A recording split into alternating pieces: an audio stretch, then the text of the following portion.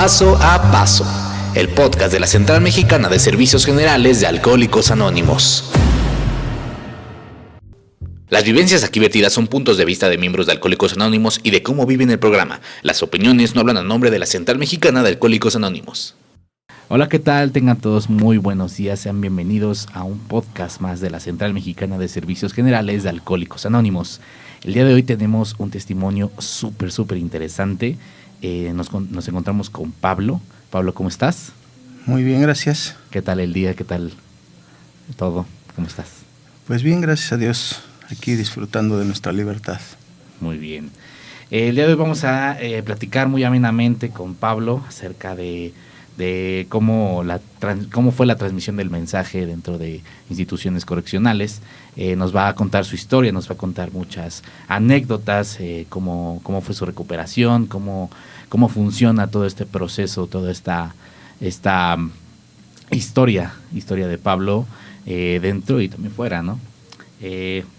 ¿Cómo ves si empezamos, Pablo, con las preguntas? ¿Te Muy bien. Va. Bueno, para empezar, ¿quién es Pablo? ¿Quién es Pablo? Bueno, yo soy una persona con una discapacidad.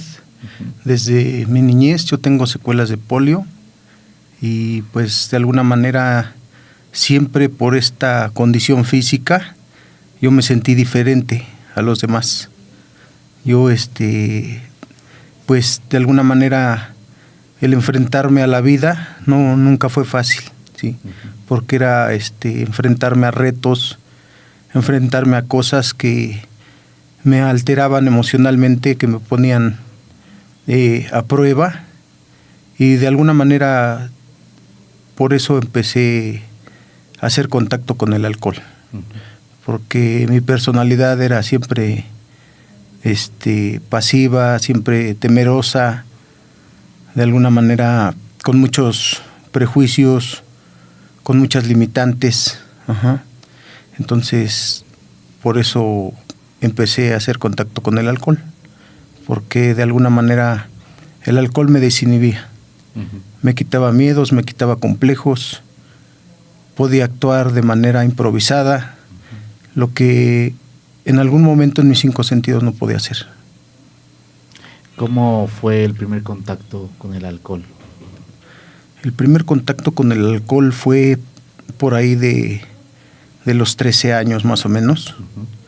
Sí, mis tíos habían tenido una reunión, una fiesta, y habían bebido y por ahí había alcohol, ¿no? Entonces a mí me llamaba la atención toda la cantidad de bebidas que le ponían a un cóctel, por ejemplo, y que en mi idea yo pensaba que tenía un buen sabor, que era algo rico, ¿no? Que podía yo probar y me iba a gustar, mas sin embargo no fue así, ¿no? O sea, tenía un sabor desagradable para mí en ese momento, pero con mis primos que estaban en esa reunión me dijeron, no, es que no es el sabor, en realidad es el efecto, lo que les agrada. Entonces bebí más y me di cuenta de lo que ellos me decían, ¿no? De que en realidad era el efecto lo que en un momento te cambia la personalidad, ¿no? Entonces ese fue mi primer contacto con el alcohol. ¿Cómo considerarías que era tu personalidad sin beber y al beber? Sin beber siempre viví con miedo, ¿sí? Yo, por ejemplo, podía agarrar un transporte público y por mi discapacidad tengo que subirme o en los asientos de enfrente o en los primeros asientos de atrás. Entonces a mí esa pura cuestión me causaba mucha inseguridad, mucho miedo, muchos nervios. Entonces podía estar ahí parado 20 minutos, 1 hora, no sé, esperando abordar un transporte, pero no tenía yo la capacidad en mis 5 sentidos de levantar la mano, hacer la parada y ver si venía desocupado para poder subirme. Entonces, en mis 5 sentidos había muchas cosas que no podía yo enfrentar. Mas, sin embargo, mi personalidad con el alcohol era que el alcohol me desinhibe. Con el alcohol tenía yo ese valor, tenía yo esa capacidad en un momento de de poder hacerle la parada al transporte público y ver si me subía o no y darle las gracias. Entonces era totalmente diferente. Eras completamente distinto, como te Así daba las ganas, el ímpetu, el impulso para ser otra persona, ¿no? Así es. Ok. ¿Quién era Pablo antes de recibir el mensaje de Alcohólicos Anónimos? Una persona con tristeza, una persona con soledad, con angustia, una persona con mucho sufrimiento interno, ¿sí? Ese sufrimiento interno era lo que me hacía refugiarme en el alcohol, lo que me hacía de alguna manera buscar esa salida de mis emociones, de mis sentimientos, de mis pensamientos. Por eso a mí me agradaba el alcohol. Yo decía, es que me gusta, pero en realidad no me daba cuenta que no era el que me gustara, sino me gustaba evadir mi realidad. Okay. ¿Dónde tú recibiste el mensaje de Alcohólicos Anónimos? ¿A dónde llegó? ¿Cómo te llegó también? ¿Qué sentiste al momento de decir, me llegó el mensaje de Alcohólicos Anónimos, quiero recuperarme? Sí, yo al principio lo conocí en el exterior, sí, lo conocí en la calle, como decimos los que algún día estuvimos presos. Lo conocí ahí, estuve un tiempo, pero no estaba al 100% dispuesto a entregarme a un programa 100% espiritual. Así fue como algo tenue, ¿no? El conocer el programa, el empezar a asistir, ¿sí? Es hasta el momento en que yo caigo al reclusorio, ¿sí? Acusado de secuestro agravado, y me sentencian a 27 años y 6 meses de prisión. Yo llegué con mi madre, que era mi causa, ella estaba presa también, y de alguna manera cuando me doy cuenta que mi vida está estampada dentro de un reclusorio a mis 23 años de edad, que me doy cuenta que ya no hay muchas opciones para dónde hacerse, que aquello que yo no quise practicar teniendo mi libertad física, el día de hoy para mí era una necesidad, ¿sí? Porque de alguna manera no tenía otra opción. Alguien como yo no practica los principios espirituales porque me nace. Lo hago por necesidad, por la necesidad imperiosa de poder pues sacar los años que me aventaron, para poder enfrentarme a esa realidad que era espantosa para mí en ese momento, ¿no? El hecho de que yo tenía una familia, en ese momento tenía yo una esposa, a mi hija, y el no poder pues ya estar con ellos, el no saber qué iba a pasar, las circunstancias de que mi madre estuviera conmigo en la cárcel, el saber que en tantos años qué iba a pasar, cómo iba a vivir, de qué iba a vivir, si iba a subsistir o no. Entonces eso es lo que a mí me hace que me aferre a los principios espirituales, a conocer el programa. ¿Quién te pasó el mensaje? Ahí, dentro de la prisión, yo estaba en el dormitorio de ingreso, que es donde están las personas que van llegando, y escuché que tocaron la campana. Era un edificio, yo estaba en el 3er piso, y escuché que pasaron con la campana tocándola, y mis compañeros del Comité de Instituciones Correccionales de la Central Mexicana de Servicios Generales, van gritando que quien quisiera bajar a una reunión de Alcohólicos Anónimos, que estaban en el patio. Entonces en ese momento yo bajo. Yo ya tenía más o menos la noción de que podía ir en un grupo, pues ventilar mis emociones, el sacar en ese momento todos los sentimientos encontrados que tenía yo. Entonces decido bajar esa reunión. Ahí me encuentran mis compañeros y pues empiezo a participar de esa manera. ¿Cuál fue el momento que tú dices, quiero cambiar por completo dentro de tu, bueno, del grupo, y si había grupo dentro de donde estabas tú? Sí, de hecho, bueno, yo llegué al reclusorio norte. Uh-huh. En el reclusorio norte entra el área DF Norte, uh-huh, el comité de correccionales. Allá había 18 grupos en ese momento, había 10 comités auxiliares, y bueno, cuando yo decido pertenecer y agarrarme a estos principios es porque me sentencian en diciembre del 2003, uh-huh, me dan mi sentencia de 27 años, 6 meses de prisión. Uh-huh. Entonces, a partir de ahí yo me doy cuenta que ya no hay opción, uh-huh, ¿sí? Que o me aferro a estos principios o podía perder la vida, uh-huh, como muchas ocasiones lo vi dentro de ese lugar, a personas. ¿Cómo era la práctica de tu recuperación dentro del reclusorio? Dentro del reclusorio, pues yo realmente tenía que salir de mis actividades, porque dentro del reclusorio pues hay obligaciones también, hay responsabilidades dentro de una estancia en la que yo vivía, pero yo sabía que también tenía necesidad, por ejemplo, económica, uh-huh, de un trabajo, y eso para mis gastos personales, para en un momento apoyar a la que era mi mujer, a mi hija, pero yo sabía también que tenía una gran necesidad de lo espiritual, uh-huh, porque era lo único que podía hacer más llevadera mi estancia, uh-huh, en una cárcel.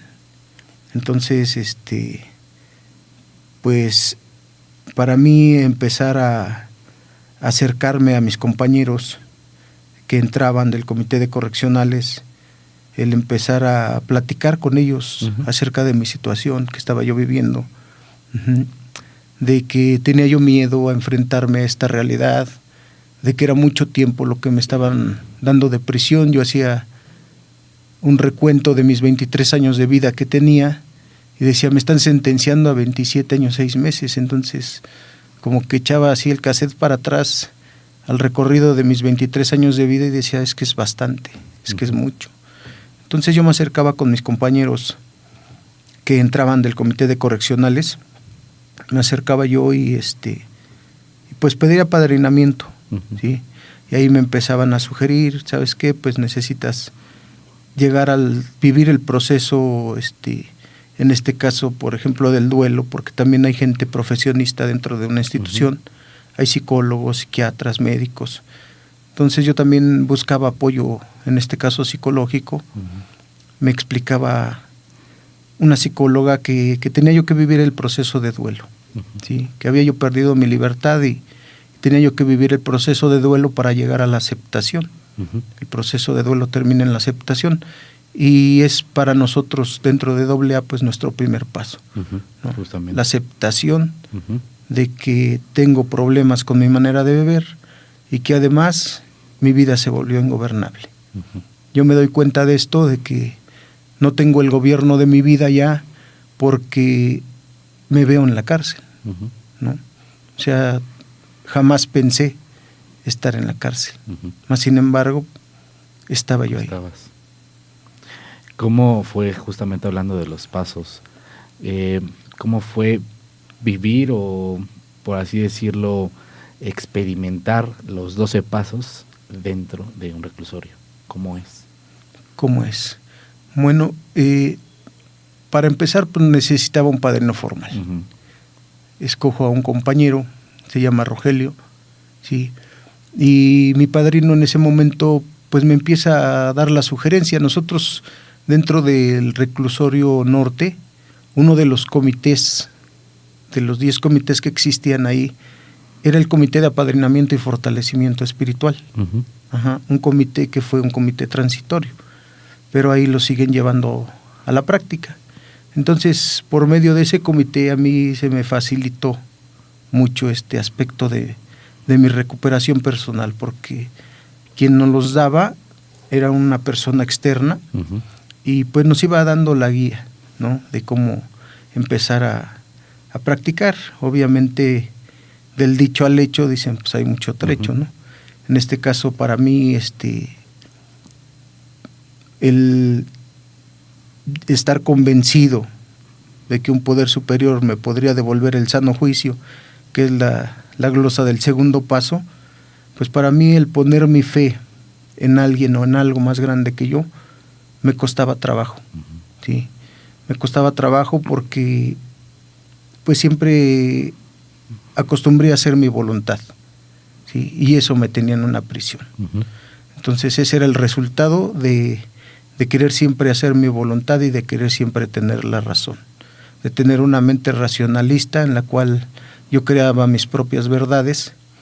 Entonces el dejarme guiar por esta persona, el convencerme a mí de que necesito una fe genuina en este poder superior para que el programa pueda operar en mí, pues me costaba trabajo, pero tenía que hacerlo, porque las circunstancias me orillaban, ¿sí? Para mí, por ejemplo, en la cuestión del tercer paso, en donde me habla de poner mi vida y mi voluntad al cuidado de Dios, pues solamente a través de las experiencias, por ejemplo, el hecho de mi sentencia, el haberme dado cuenta que está fuera de mis manos totalmente, ¿sí? Que el juez ya había dicho 27 años, 6 meses y no había para atrás, el tenerme que enfrentar esas situaciones, me di cuenta que solo y sin ayuda no iba a poder. Que en este caso, por primera vez en la vida, tenía yo que en un acto de humildad realmente pedirle a Dios desde el fondo de mi corazón, desde el fondo de mi alma, para que empezara a ver esos cambios, ¿no? Para que empezara a operar en mi vida, porque yo jamás lo dejé entrar, ¿no? Por mi rebeldía, por mi obstinación, ¿sí? Entonces hoy me daba cuenta que era para mí una necesidad. Yo muchas veces les compartía a mis compañeros que yo dentro de la prisión me sentía como si estuviera en un mar, flotando con un salvavidas y para donde mis ojos alcanzaban a ver, todo era agua. Yo no veía tierra firme por ningún lado, ¿no? Y pues en ese proceso llega desesperación, llega angustia, llega temor, ¿no? Muchos sentimientos que en ese momento me daba cuenta que si yo no me agarraba realmente de los principios, si yo no decidía poner mi vida y mi voluntad al cuidado de Dios, pues no sé cómo iba a hacerle para sacar mi estancia en este lugar. ¿Cuándo sentiste que tuviste la libertad contigo mismo dentro de un privado de la libertad? Sí, bueno, yo me doy la oportunidad de practicar cuarto y quinto paso, de hacer mi inventario moral, después el reconocimiento ante Dios, ante otro ser humano, de la naturaleza exacta de mis defectos. Y dice una parte del 10º paso que un inventario sirve para liquidar el pasado, ¿sí? Y me explicaban que así como cuando uno tiene una deuda con alguien económica, pues siempre vas a estar con la zozobra y la angustia de que te vienen a cobrar y de cuál va a ser la reacción de la otra persona. En fin, tus emociones están sube y baja, no hay una tranquilidad. Y cuando uno no ha hecho o no se ha dado la oportunidad de practicar estos pasos, pues vives exactamente así, ¿no? En donde todo te genera angustia, en donde todo mueve tus emociones con facilidad. Entonces, cuando uno practica realmente cuarto y quinto paso, se paga, se liquida ese pasado, ¿no? Dice uno de los objetivos del quinto paso es el otorgar, ¿sí?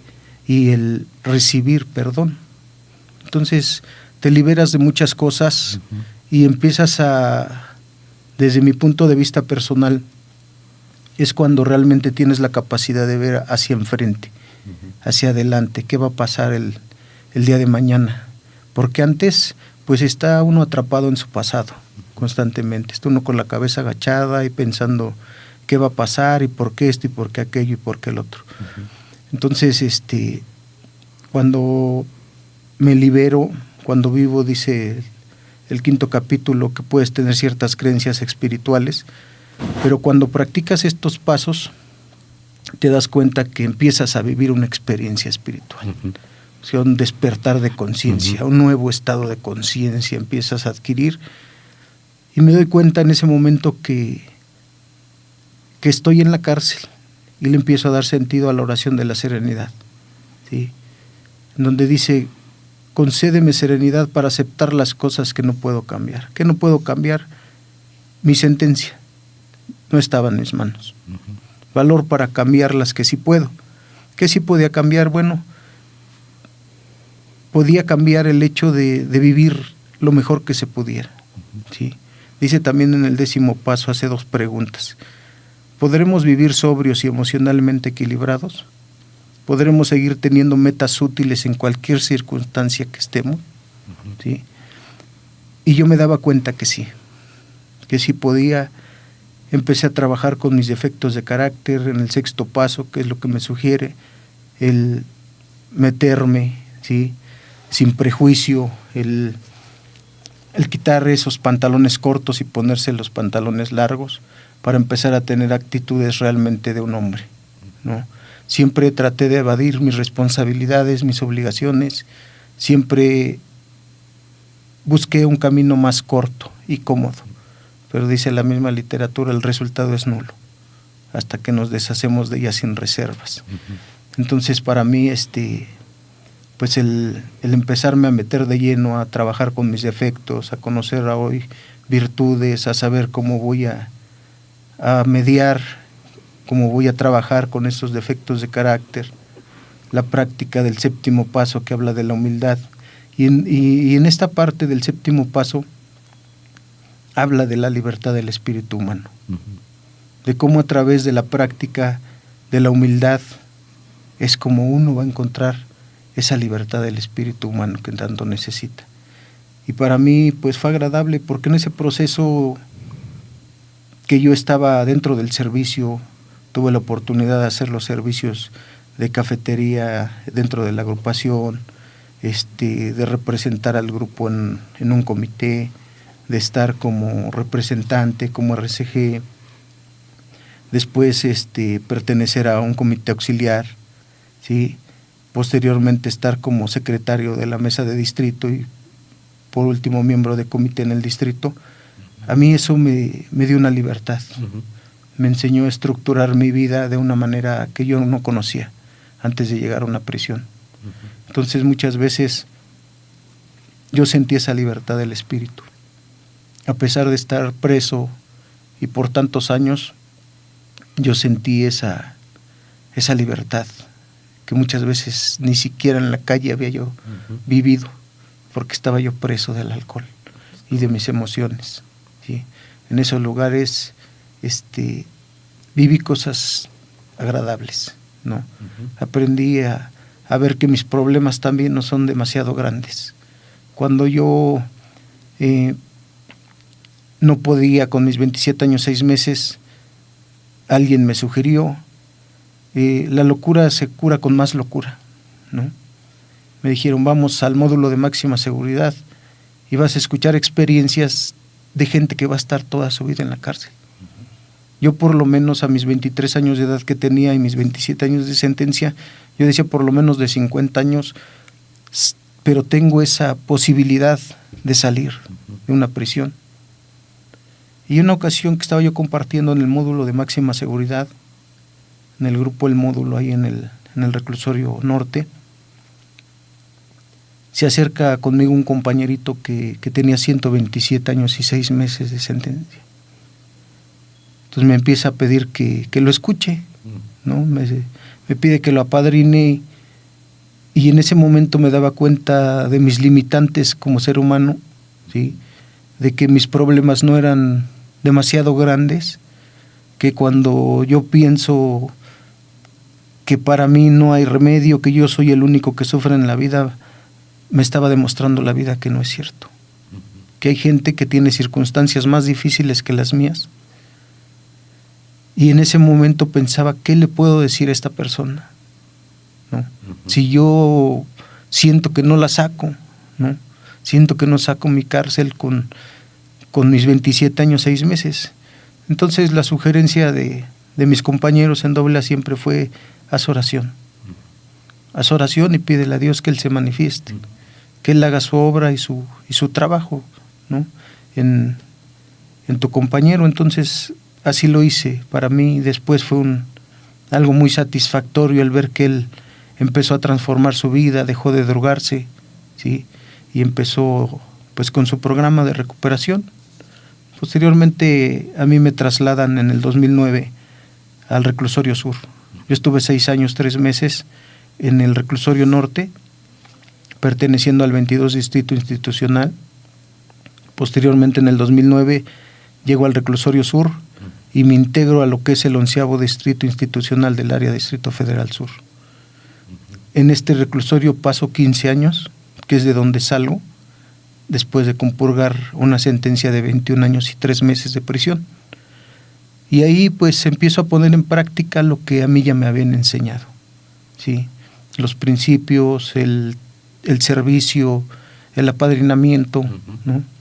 Actualmente uno de mis ahijados está en el Reclusorio Sur, en el módulo de máxima seguridad también.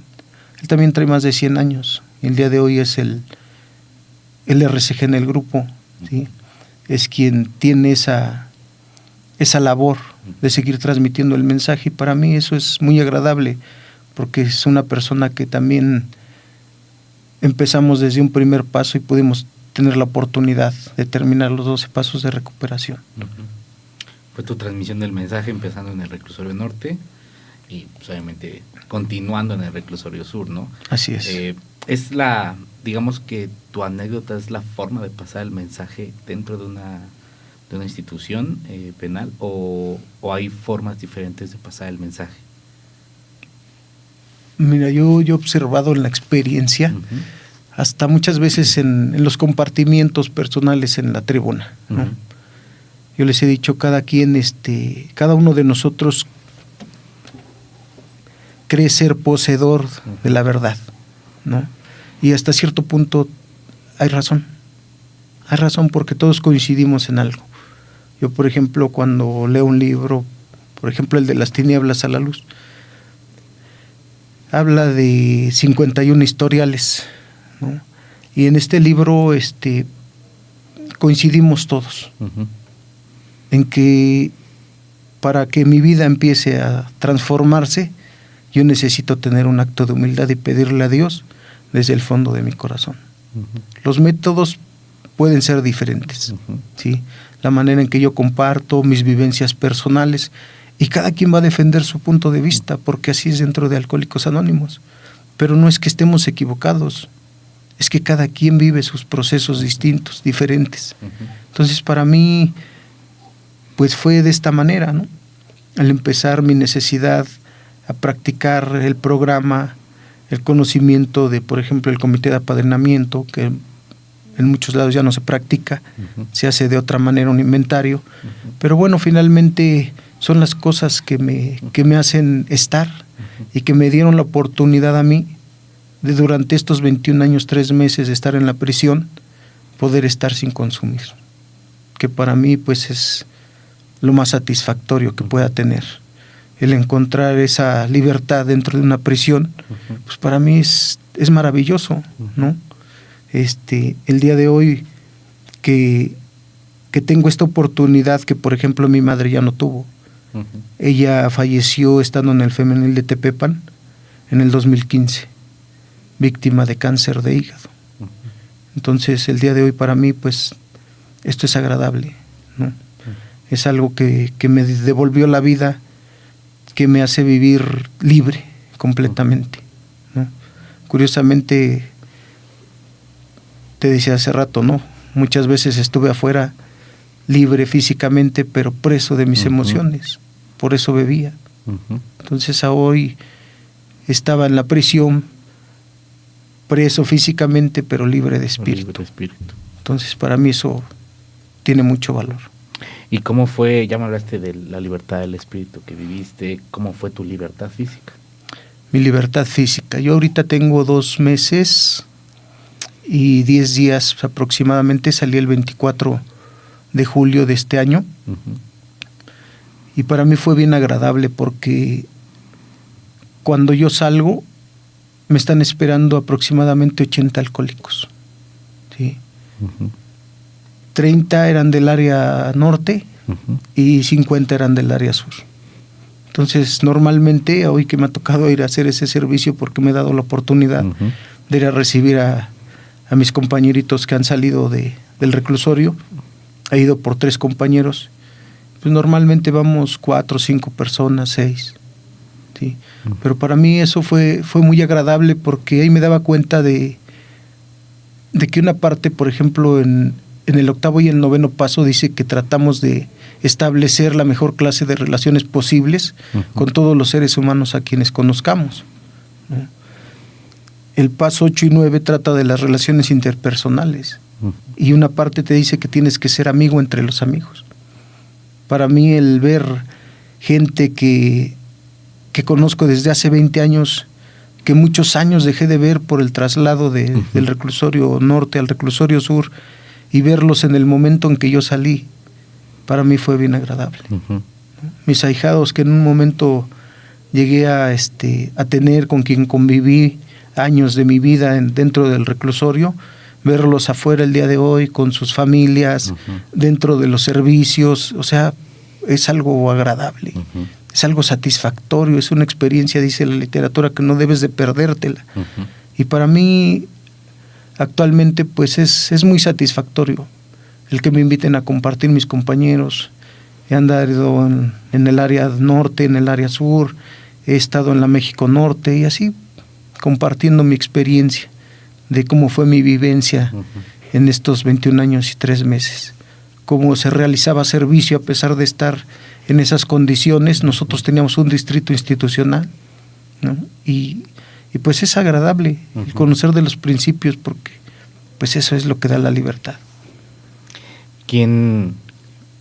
Con tus propias palabras y desde lo más interno de ti, ¿quién es Pablo el día de hoy? Pablo, el día de hoy, una persona agradecida con Dios, agradecida con la vida, con mis compañeros de AA. Yo les compartía muchas veces que yo tuve más visitas muchas veces de los Alcohólicos Anónimos que de mi propia familia, ¿sí? Porque se cansan, porque se aburren. Pero yo durante estos 21 años, 3 meses en la prisión, siempre hubo un alcohólico, siempre. Lunes, miércoles y viernes, que ellos entran a un servicio de instituciones correccionales, yo siempre me encontré un alcohólico ahí. Hubo un alcohólico en mi vida para esos momentos difíciles, como la pérdida de mi madre, cuando había problemas personales, cuando mi esposa dejó de asistir a verme a la cárcel, cuando se terminaron mis relaciones sentimentales. Siempre hubo alguien, siempre hubo un alcohólico, siempre hubo un abrazo, siempre hubo esa fraternidad del espíritu, ¿sí? Ese lado en donde mis compañeros se acercaban y qué tienes y qué te pasa y vamos a hacer esto y vamos a hacer aquello y vamos a hacer el otro, ¿no? Cuando yo tenía una necesidad, un problema, pues tenía yo a la tribuna y tenía yo a mis compañeros. Yo podía expresar libremente lo que yo sentía, sin prejuicios, porque eso fue lo que me enseñaron.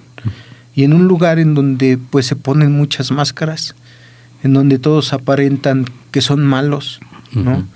Por las circunstancias que se viven dentro de una prisión, y el poder quitarte esos prejuicios para hablar, ¿sí? De corazón a corazón, para poder expresar ese lenguaje que hablaba Bill W., pues no es fácil, ¿no? Porque hay prejuicios, pero sin embargo yo sabía que era lo único que me podía liberar, ¿sí? Entonces para mí el día de hoy, yo soy alguien agradecido, agradecido. Para mí Pablo el día de hoy es una persona agradecida, ¿sí? Que yo les comparto a mis compañeros. Yo tengo una deuda que con dinero no se puede pagar, una deuda espiritual con mis compañeros, no solo con quienes asistían en uso de su libre voluntad y que entraban a realizar un servicio, sino también con mis compañeros que se quedaron dentro de una prisión, con aquellas almas necesitadas, al igual que yo en un momento, y que necesitan, ¿no? El día de hoy que un grupo esté abierto, que tengan esa oportunidad que yo tuve, ¿sí? Para poder subsistir en una prisión, para poder cambiar y transformar mi vida. Entonces, para mí, pues existe esa gratitud en mi alma. Yo soy una persona que el día de hoy encuentro una libertad en todo su esplendor, ¿sí? El compartir cosas pequeñas para mí el día de hoy sé que son las grandes cosas de la vida. Para mí el poder disfrutar de unos alimentos, por ejemplo, en una mesa y como Dios manda, es algo que me llena, ¿sí? Es algo que tal vez hacemos sin pensar la mayoría de las personas, pero para mí que ya he vivido estas circunstancias en donde extrañas a la familia, en donde estás en una soledad, entonces para mí estas cosas tienen mucho sentido, ¿no? La alimentación, por ejemplo, totalmente diferente, ¿no? El después de 21 años estar viendo bardas y rejas por todos lados, el día de hoy, el admirar la grandeza de Dios en los paisajes, en una calle, en una banquita, en el jardín, en donde sea, para mí es algo bastante agradable. Pablo, eres un ejemplo. Muchas gracias por compartirnos, por contar tu historia, por abrirte. Te agradecemos mucho desde la Central Mexicana por estas palabras. ¿Quisieras decir algunas palabras para toda la gente que nos escucha? Pues nada más el que nos demos la oportunidad realmente de practicar los principios, ¿no? Que no tengamos que, porque somos dados a que no escarmentamos en cabeza ajena. Siempre queremos vivir nuestras propias experiencias. Y pues yo el día de hoy les podría decir a esa gente que podría evitarse, ¿no? Estos 21 años que yo he atravesado y que de ninguna manera fueron gratos. Entonces, para mí la invitación a que mis compañeros pues realmente practiquen el programa, porque yo muchas veces a manera de chascarrillo les digo a mis compañeros cuando voy a compartir, quien no quiera hacer un servicio, ¿sí?, de buena voluntad, de entrar y salir, por ejemplo, un centro de reclusión, pues hay permanencia voluntaria, ¿no? Para los más desobedientes como yo, pues hay un lugar en donde vas a estar y no de buena voluntad, y vas a tener que meterte porque va a ser tu necesidad. Pero ojalá y pues esto no se dé en la vida de nadie, porque es algo que no se le desea a nadie. Es algo que viene por la desobediencia y por las circunstancias de las vivencias de cada uno de nosotros. Pero el día de hoy, pues, yo los motivo a que sigamos, ¿no? Tenemos un nuevo libro que se llama Nuestra Gran Responsabilidad, y que el día de hoy, pues, es cierto, ¿no? Tenemos mucha responsabilidad de que los servicios generales sigan funcionando, que la estructura, hay mucha responsabilidad, y muchas veces pues es lo que ayuda a alguien como yo, ¿no? A salir de su egoísmo, a salirse de sí mismo. Dice una parte del 11º paso, y con esto termino: para encontrarse hay que olvidarse de uno mismo, en la oración de San Francisco de Asís. Nada más. Muchas gracias por compartir tu mensaje, Pablo. Te agradezco mucho. Gracias a ustedes por la oportunidad.